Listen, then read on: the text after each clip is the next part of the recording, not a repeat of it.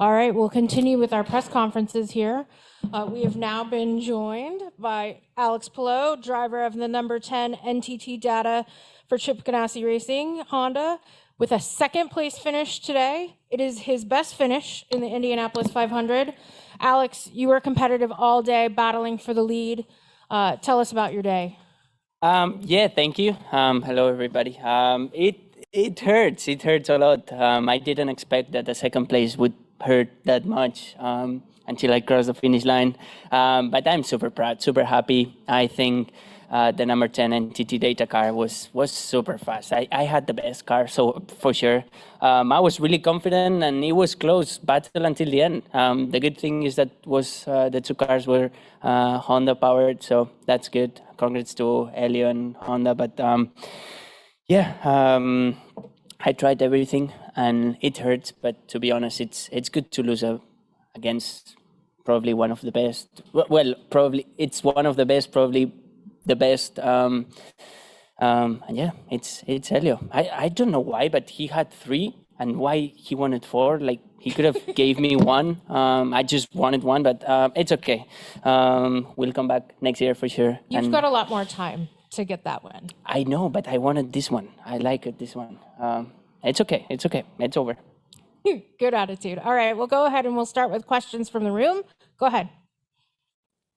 Alex, of course, you said you were, for the most part, content despite the fact you finished second. You're now going into the doubleheader in Bella with the championship lead. How do you feel about it? Despite a shortcoming, you're going into something else with an uplifting spirit by leading this trail? Yeah, I'm not thinking too much about that. I think when you start thinking about the championship, and if you're not executing on track, there's no point. And if you're executing on track, it makes no point either. So we just try to make session by session as we've been doing. And if we keep doing what we've been doing everywhere, I think we'll be able to fight until the end for this championship. But for sure, it's good to get a little bit of gap now after the 500. I think we've been able to get a lot of points in our, let's say, weaker places like Texas and here. So I'm super proud about that and cannot wait to go to my area, let's say, because I'm more comfortable there. But yeah, super happy and yeah, we'll keep on fighting. For España, ¿qué significa es para tener de los más mejores carreras que un español a terminar aquí? Sí, la verdad que está bien, ¿no? Creo que es increíble. Me habría gustado llevar la victoria a casa, pero no ha podido ser. Volveremos el año que viene más fuerte, seguro. Thank you. Go ahead, Zach Horrell. Alex, it was a really intense battle. Just coming up short, but you have really high spirits. You're still, in a really positive place after all of this. How do you balance what you just went through, but keeping a positive mentality on all of it? It's racing. It's the beauty about racing. When it hurts, it's good because you know that there's something better. And when you win, it's like the most satisfying thing. But you cannot, when you lose, and for me, come on, we finished second on the Indy 500, on my second Indy 500. How can I be sad? It just hurts a little bit because I wanted that win more than anything. But Helio won it as well, and I think all the 33 drivers wanted the same. So I'm happy. I'm living the dream, man. I'm able to drive the fastest car for the best team around Indianapolis and fight for it. So everything was good today. Indianapolis and IndyCar has been a dream for you for a while. So I guess, how do you put in perspective, like you just said, everything you've just accomplished? I mean, what does it mean to you to just even finish second here? Yeah, I was, when I was at the pre-grid listening to the anthem, that's the most special thing. I don't know why. Maybe because when you're sitting at home and you're a kid, that's the most, I don't know. I think that's the best part about the race, a part of the race. And I was there and I was like, man, we're starting P6. I'm driving the number 10 and I'm here in America. So I'm having a blast and I'm super proud of what we've been doing, but we got to keep on working. Thanks. Congrats, man. Thanks. Was it more fun this year in your second 500 having the 135,000 fans out there? Is that a question? Right. Okay. No, but to be honest, I think I was lucky last year not having any fans, because now Sure. every single person that I see, it's amazing, the energy that you get from them, and every single person. Like for me, this was fully crowded today. I was on the parade lap. I was like, oh my God, like I'm driving here. Like, so yeah, hopefully we got some good photos today with everybody, with all the fans, and yeah, hopefully next year we have full capacity. All right, continue questions with Giacomo. Alex, you could trade positions with Helio at the end, but last time he passed you, could you do anything? Like you saw the car ahead of Helio, that was the problem for you? Yeah, to be honest, I think when I say we had the fastest car, I mean, because as soon as Helio was passing me, I was able to get him back before turn 3 or even in turn 1. So I was able just to manage when I wanted to pass him. But the thing is that after 3-4 laps that he was behind me, he was able to pass me, and I couldn't really do anything because it was overtaking me all the car. When he passed me, I was like, oh, maybe that's gonna be bad for me, just because we were reaching the traffic, and as soon as you're on traffic, you're not P2 anymore. You are like P8, and when you are P8 on a pack, it was not easy to pass today. So yeah, I still tried, fight for it, turn 3, turn 4, and it was not enough. So for sure the traffic made the things a bit more difficult today, but that's part of racing, and at some other areas of some other parts of the race, the traffic was helping me. So this time Helio was a bit luckier at the end, but yeah, he deserved it. Thanks. Thanks, Jack. All right, next we'll go to Nate Ryan from NBC Sports. Kind of following up on that, Alex, you've got 2 starts here, I believe, in the Indy 500. Helio's now got 4 wins and 21 starts. So when you look at those last 10 laps, is it just a matter of experience, just sort of winning out? I mean, do you feel like you did everything you could do, but maybe it's just a matter of if you had more experience, you'd be able to battle better with him? Or? I don't know. I need to ask him if he was going all out the last 15 laps, or if he was waiting for the last 4 to overtake me. If he was waiting for the last 4, then that was experience. If he was just going all out, he had better timing today. But for sure, if he had 18 or 19 more starts than I do, he had a bit more experience. But I had a lot of fun, and I was able to really get the experience and learn a lot from him. So yeah, it was good.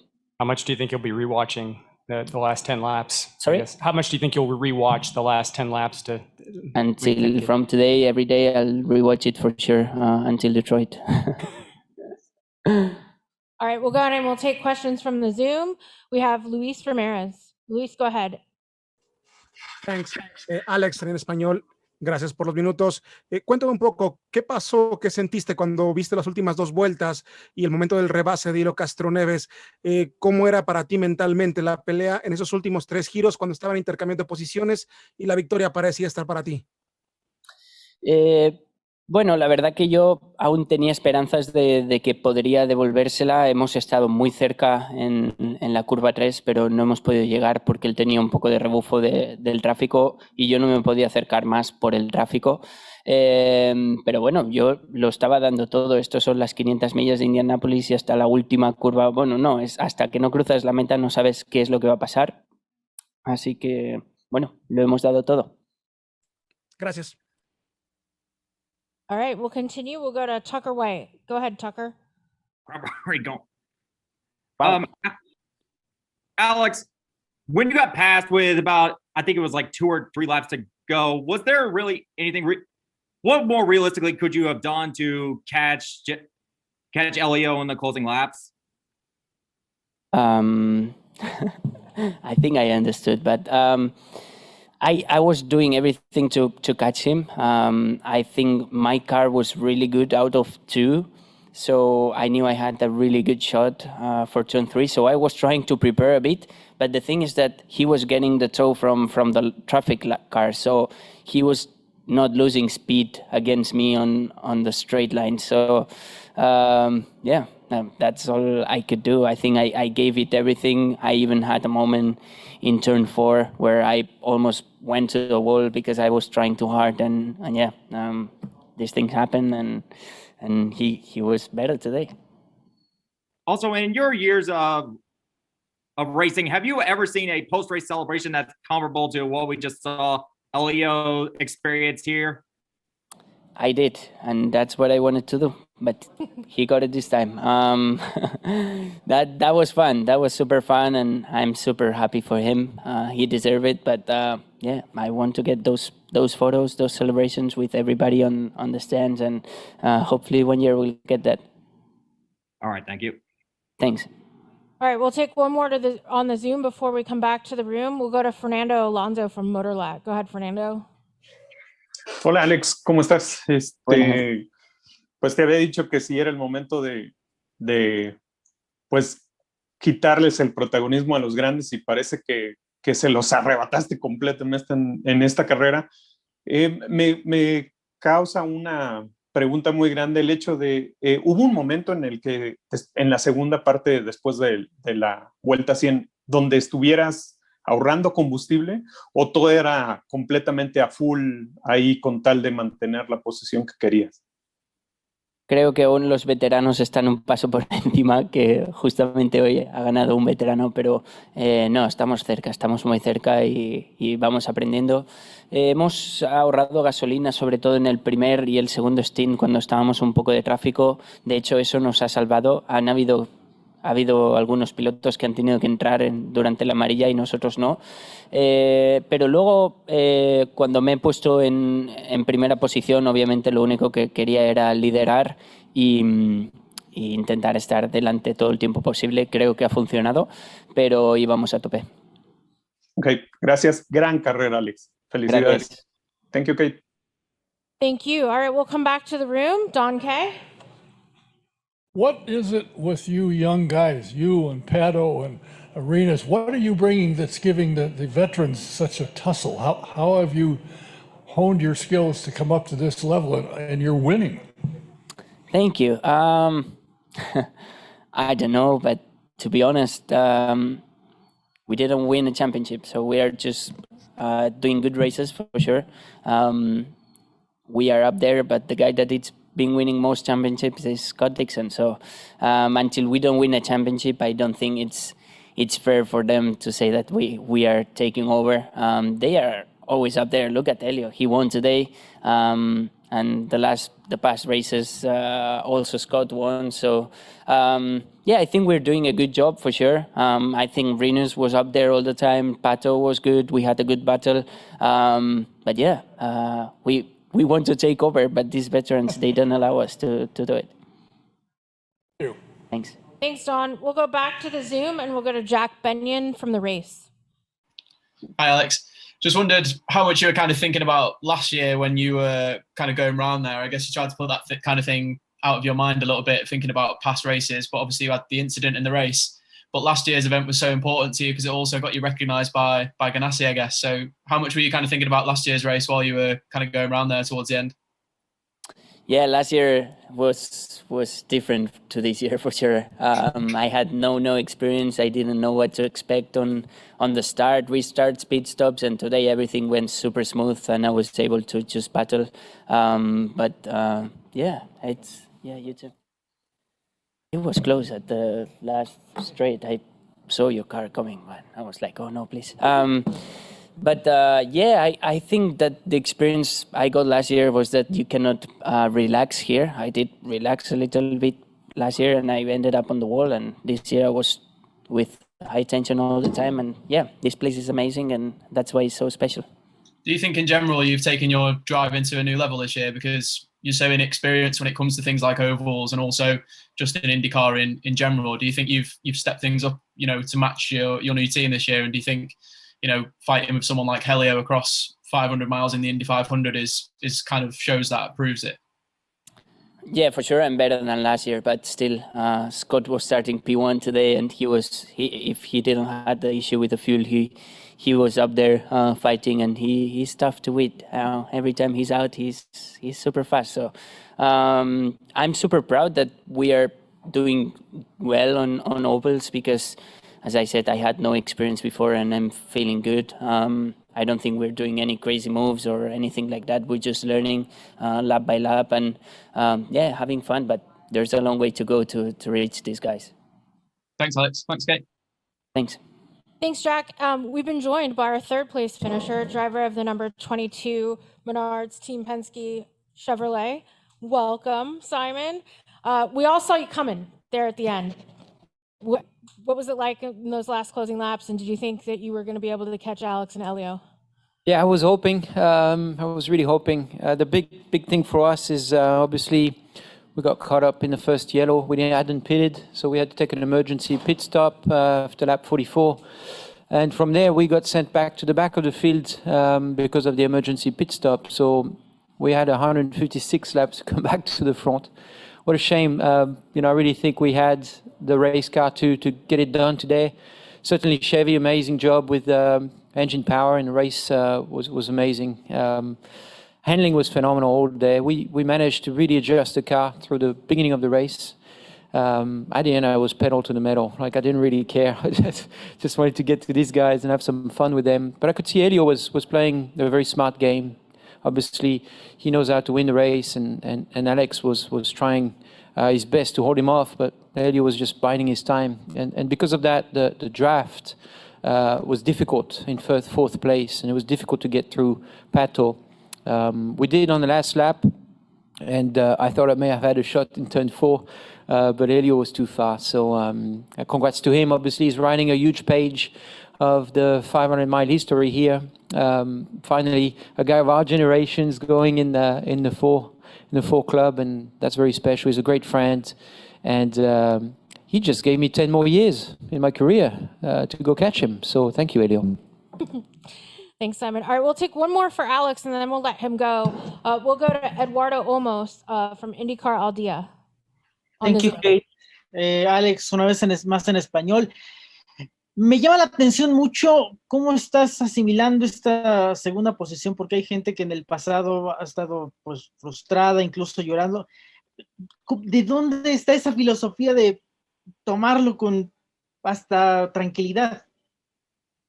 No sé, si te paras a pensar, al final acabamos de terminar segundos en las 500 millas de Indianapolis en mi segundo año, así que puedo estar muy, muy contento. He pasado por momentos muy duros durante mi carrera deportiva y hay 31 pilotos que lo han pasado peor durante hoy, así que yo estoy súper contento. Me duele un poco, seguro, pero estoy muy, muy contento y no sé, la filosofía, no sé. Yo estoy viviendo mi sueño cada día y corriendo en IndyCar para Chip Ganassi, así que no me puedo quejar de nada. Felicidades. Thank you, Kate. Gracias. Thank you, Eduardo, and thank you, Alex. Congratulations on your finish. All right, we'll continue with questions for Simon. Don, do you have a question? It hurts second now. Simon, when you were looking at from the outside, wanting to get into the IndyCar Series, you and I talked a number of times, and you said, I think I need to change my name. I said, to what? Simon Indy. I can do this. And you got your chance, and you've done it. You've won the 500, you've won the championship. You've been a contender all along. What's it feel like to be able to know coming in that you could do it and then to do it? I mean, it's amazing, this place. I only have so much respect for this place. I love the tension through the race and how much you have to let the animal inside of you come out in the last 20 laps. It's just such, it's a feel that I've never had on any other racetracks. That fight at the end, being in it, even though I was third, I could smell the blood. And I tell you what, it's the best feeling in racing. Obviously I want to win, and it hurts to be third. And maybe one more lap, I would have had a shot at Helio, who knows? But it's only 500 miles. We should have done it earlier. But, that's what it's all about at the end of the day. And I'm proud. I'm proud of my team, proud of myself.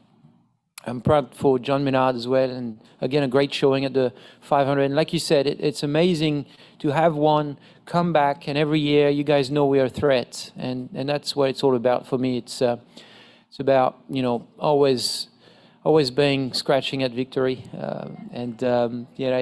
This place is just amazing. It's just nothing, there's nothing else like it. Jerry Bonkowski. Simon, Sarah says hi, by the way. She said, hi, Jerry. Congratulations, how you doing? There's so much talk about the young guys today, but I'm going to include you in the old guys. 5 of the top 10, 37 and older. The winner, 46 years old. This is a huge thing for older drivers, with both Helio winning and all the other guys doing so well in the top 10. Can you talk about this is a big blow or a big strike, I guess, for the old guys? Yeah, it's great. I mean, obviously, Helio just extended my lifetime here. So I love it because, I'm 37 this month, but I feel like I'm in better shape than I was when I was 22. Obviously, I chose 22 for a reason here.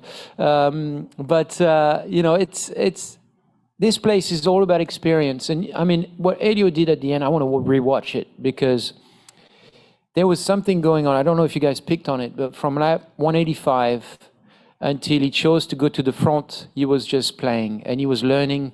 And there was a lot of that between me and Rossi in 2019. But I think he just took it to a whole nother level. And that was really cool to watch from behind, even though I was trying to join. And I was trying to learn as I was coming through, because I was like, if I have a chance, I need to know what he's going to do. But to me, Helio was going to be the guy at the end. He was just biding his time. And I just showed the smartness, what goes behind the helmet in a race car. I think the final was just amazing. And I'm very glad for the fans because they showed up in mass. But it just shows that this is also about experience and knowledge, and I'm glad that's the case because obviously I want to keep racing for many, many more years. One other question, if I can ask, can you share what you said to Helio when you hugged him? Well, I mean, he's a great friend, and he's such a great person. One of the best teammates I've ever had.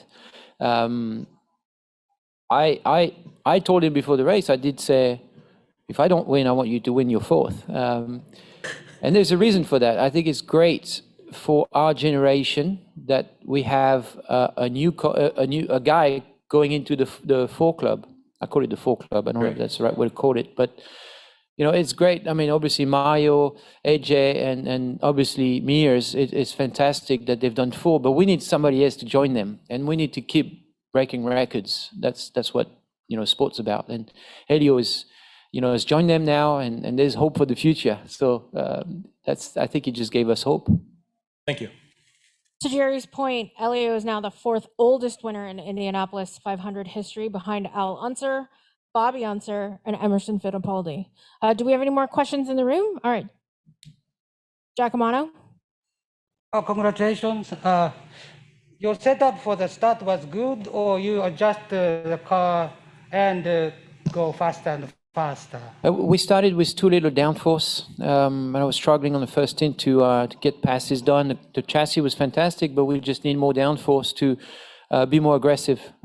So I was waiting for the pit stop to make adjustment. We made a rear wing adjustment and a front wing adjustment at the same time, and the car came together.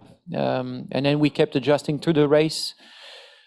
And at the end there, it was loose, but that's what I needed to be good in traffic. So it was definitely difficult for me when I had clean air. My car was very loose, but that was the only way I could go through traffic. So I think it really, the fact that I started at the back really helped me at the end to go through the pack and get to the front. I could see that I was more ready than the others at positioning the car and knowing what to do with it. I had been aggressive for 200 laps. So another lap was not a problem, but great job. The whole 22 team did fantastic today. Thank you very much. Thank you. Thanks, Jack. We'll go to Jennifer from the AP. Hey, Simon. How you doing? Good. What is it, a guy like Helio, what makes him good at a place like this? I think it's a feel. It's a great question, Jenna. I think it's a feel. He's got a feel for this place. And I also feel like the more you love the place, the more the place loves you back. There's something really strange about it. And, all Helio thinks about is the 500. Everybody talks about his line being different than anybody else. I don't quite understand why he's running that line, to be honest with you. I've always tried to understand. And no matter what year it is, what package it is, it works. But he just knows what he needs. He knows what he needs from the race cars. He knows when he's going to be in the fight for the win, and he keeps it to himself, and he uses it as energy. And to me, he's been a mentor. I love the way he goes about racing, how he prepares, and also he just lives life. He just lives life and loves it, and I think just he's a positive person, and he always believe. In debriefs, he can't explain to you why he runs the line that you guys don't like. We've never really talked about that. I just try to do what he does, but I'm not as comfortable doing it, and he can't run my line. So I think it's a style at the end of the day. I think it's a style that he has that works for him, and my style is different, and it works for me, obviously. So I'm just super happy for him. And, there's only four-time winners, and you've now been part of a race where one guy joined the club. So, when you look back on that, obviously you wanted to win the race, but when you look back on that, what will you, think of? You were part of the day, history was made. Yes, it's like I said, it's great to be in that generation of a driver joining that club. All I can think about, Jenna, right now is I want to catch Helio so bad. And I'm thinking about all the years I should have won the race, 15, 18, and maybe this one. So 4 is not too far away, and if I have 10 more years, maybe it's possible. So, but records are meant to be broken, and I hope he comes back, try to go for 5. And I hope I can challenge him in the end, I just want to challenge him in the end because he's the guy to beat now. And lastly, so much talk about the young guys and then an old guy won. And this place is different, and maybe young guys aren't supposed to do well here, but yet young guys did run well today. Did that surprise you at all? No, not at all. I think it's, there's a bit of bravery. And I think the young guys, you could see a lot of them like Rinus, Alex, a lot of these guys, what they did in qualifying shows a lot of bravery. And I think, Pato is the same kind of guy that they're willing to, they've really pushed the envelope, and they're pushing us, older generation, to push the limits also further. And it's great. It's really fun. But you could see that they're very comfortable in an uncomfortable situation, which is new. I've never seen that before. Mindset. But also the cars are so close. All the teams, as you saw, it's so competitive. So if you do a good job, you really have a shot. And that's what happened today. Thanks, Simon. Thanks, Jenna. Thanks, Jenna. We'll go to the Zoom now, and we'll start with Thomas Gubin from Auto Hebo. Oui, bonsoir Simon. Salut Thomas. Félicitations pour ton podium. 2 questions pour commencer. Tu as dit tout à l'heure, évidemment, que ta stratégie a été influencée par le premier drapeau jaune. Donc, je voulais savoir quelle était ta stratégie de départ. Et sur la fin de course, est-ce que tu as un petit regret sur un moment où peut-être tu aurais pu gagner un petit peu de terrain pour être davantage au contact de Helio et Alex? Non, aucun regret, très honnêtement, Thomas. J'ai absolument tout donné, et voire plus. J'ai même découvert des retranchements que je ne savais pas avoir. Donc ça, c'est encore un gros pas en avant pour la suite. J'ai absolument tout donné. J'avais plus de réserve. Donc j'estime pas vraiment qu'on ait perdu du temps en fin de course. Au contraire, j'étais à fond, très honnêtement. La voiture était vraiment sur la limite. Donc non, j'aurais honnêtement pas pu faire beaucoup mieux. Il m'aurait juste fallu plus de tours. Donc pour ça, il aurait fallu qu'on ne se fasse pas avoir au premier drapeau jaune, en fait, puisqu'on est reparti. Après 44 tours, on s'est retrouvé dernier quasiment, alors qu'on avait déjà passé pas mal de voitures. Donc on s'est retrouvé à nouveau derrière Power, à nouveau derrière Andretti, Montoya, et ils n'étaient pas faciles à doubler. Donc voilà, c'est juste le premier drapeau jaune qui nous a coûté très cher, je pense, puisqu'on avait vraiment une voiture pour jouer aux avant-postes aujourd'hui. Pour moi, c'était la meilleure voiture du plateau. Et tu pensais partir en stratégie décalée ou pas du tout? Non, pas du tout. Non, on était parti sur une stratégie agressive de doubler. Dans le paquet, tu peux économiser plus d'essence, donc on savait qu'on irait plus loin que les leaders et peut-être ça allait nous mettre dans une bonne position ensuite. Et ça se déroulait plutôt bien, puisque si, sans le premier drapeau jaune, on était au moment du drapeau jaune, on était déjà remonté en 16e position, donc on avait bien avancé. Merci Simon. Thank you, Kate. Merci. Thank you, Thomas. All right, next we're going to go to David Woods from the Indy Star. Go ahead, David. Yes, I was wondering, what influence does having the fans back have on the drivers, if any? It has a huge influence. I I found so much resources that I didn't know I had just because of the fans and the energy that you feel in the grandstand. It's just so different here. You could see the grandstand were packed, and you could see people clapping on the warm-up lap, and you want to do something special. It makes you feel relevant in your sport. It makes you feel like, you know, our sport is on the rise, and this is the greatest race in the world. So, you know, there was a ton of energy today, and after the year we had last year, 2020, this just put a smile on your face. Thanks, David. Next, we'll go to Kevin Dejewski from Motorsport Week.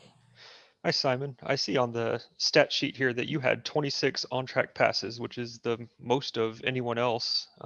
Obviously, your car was working pretty well. Do you feel that the new aero package that was brought this year, do you feel that did what it was promised?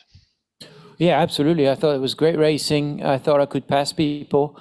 I thought it was a matter of, you know, having the right adjustment done during the pit stops. And it was a matter of being aggressive also. You know, I took a lot of risk today, more risk than I usually take because it's such an incredible race, and I could smell the blood. So just wanted to get to the front, and I knew the more cars I was going to pass, the better it was going to be. And certainly at the end, you saw how fast the Menard car was. So yeah, it just came up a little short. It hurts a little bit, I got to say.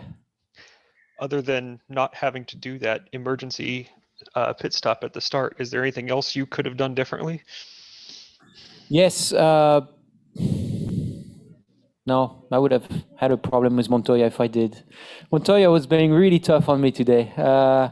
Made me lose quite a bit of time, but yeah, I mistimed a run on Herda. No, that wasn't here. I don't remember who it was, but I mistimed a run on Inchcliffe, I think, and Montoya got me, and set me back a little bit because I couldn't pass him afterwards. So. Yeah, he was playing hard to get, but that's part of racing. Well, congratulations on your drive through the field. Thank you. Thanks, Kevin. Next, we'll go to Tim Haraney from champweb.net. Thanks very much, Kate. Appreciate it. Congratulations, Simon. I just wanted to go back to what you were speaking about with Helio playing games. You know, what exactly were you seeing? Was he seeing how his car handled with different lines on the racetrack? Was someone behind him, or was someone in front of him? Like, what exactly was it? Well, Alex was showing his game too early. You know, no disrespect to him at all. I mean, he did an amazing job, great race. Obviously, you know, he's young and learning the draft and all that is not easy on an oval of this size. So he was trying, I could see what Alex was doing. He was trying to find ways to keep Helio behind, but there were too many laps to go. While Helio was just waiting in the back, just keeping Pato behind, judging the timing, and he knew exactly where he could get him, when he could get him. And then all of a sudden, you saw him, he jumped at his throat like a tiger. And that's when the attack started. I believe it was 193, lap 193. And I knew it was coming. And I knew I was waiting for Helio to do that because he disrupted the rhythm of the pack in front of me. And that's what helped me get Pato. And maybe I could have gotten Palou quicker, but it was very interesting to watch, and certainly it's a lot to learn from that battle. Thanks very much for your time, Simon. Appreciate it. Congratulations again, and thanks, Kate. Thanks, Tim. Next, we'll go to Jack Benyon at the race. Hi, Simon. You're talking about Helio and obviously what he kind of brings to the table. I just wondered if you were a bit disappointed that he'd obviously not been kept on at Penske and wasn't part of your team this year, and if that's had any kind of impact or you feel anything's been missing from him not being a part of the team this year. Hey, Jack. Well, you know, he's a fantastic teammate to have. He's certainly added a lot of value to the Mario Schenk operation. Jack, being a fantastic driver, I think will benefit a lot from having Helio by his side, which I benefited a ton from Helio running here and also from Montoya. So, you know, obviously it's not my decision as to what teammate I'm going to have or what the future of the roster looks like at my team. But I enjoyed working with him. I enjoy working with Scott. Scott's obviously learning, but he's also doing a great job. So, you know, there's obviously no preference there. It's not my choice, and I enjoy working with my teammate. I think we're doing a great job, as you saw. We're great race cars, and that's it is what it is at this point. and just wondered how you're kind of feeling going into the second part of the season, because obviously you made no secret of the fact that last year wasn't what you wanted and wasn't the target for kind of the standard that you hold yourself to and the position that you want to be in the championship and at the 500. And come the 500 this year, you're fourth in the championship and have just been, back at the sharp end of the 500. So is that giving you some confidence going into the second half of the season? Yeah, it's a silver lining, but I'm not going to lie, Jack. I'm going to be very honest here. It hurts right now. I know what I'm thinking about is the 500-mile race that I just lost. So, obviously, like I said, no disrespect to Helio. I'm super happy for him and he deserves it. But I do believe I had the chance. So I need to just, mourn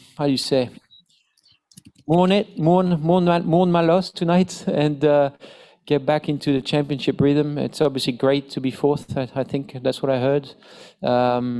And that's definitely going to help me going forward. We've got some great things for Detroit coming up. We know we've got a strong car at street course, so excited about that. But, Indy to me is the one-off. I don't really put in a championship. Thanks, Simon. Appreciate it. Thanks, Kate. Thanks, Jack. We got just a couple more for Simon. We'll go to Virgilio Franco from Blog Day Indy. Hello, Simon. Simon, today we saw a lot of drivers having problem on the pit entries with the braking. How tough was that today?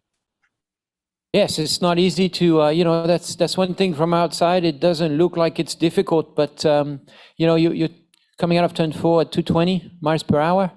And then you have to slow down to 60 miles an hour in a hurry with a car that has very little downforce and the brakes obviously are cold. So it's very treacherous. And let me tell you, that first pit box that I had was probably the hardest for me to come into pit lane in my career here in Indy. So very treacherous day. And obviously it's part of, hey Davey, it's part of the racing. It's where you have to take some risks to jump people during the pit sequence. Sometimes it goes wrong, but like I said, the cars are not easy to drive and we're all on the limit at all times. So sometimes things go wrong. Thank you, Kate. Thank you. Thank you. All right, we'll finish up with Ben Johnston from Paddock Eye. Cheers, Kate. Hey, Simon, congratulations on the podium finish. How much momentum does that give you going into the rest of the season, starting with Detroit in 2 weeks? Yeah, I'm excited about the championship. Like I just said, I need to digest tonight. I need to digest this amazing race. I need to digest what just happened, and I'm hurting. I'm hurting in my heart. I drove my heart out and my soul out of this race car, and my team did such a great job. So I just need to a little bit of time to digest and switch my mind over to Detroit next week. But at the moment, my mind's solely on Indy. I want to come back and win this play again. So, but for sure, it's going to give us a boost in the championship, and it's always a good thing.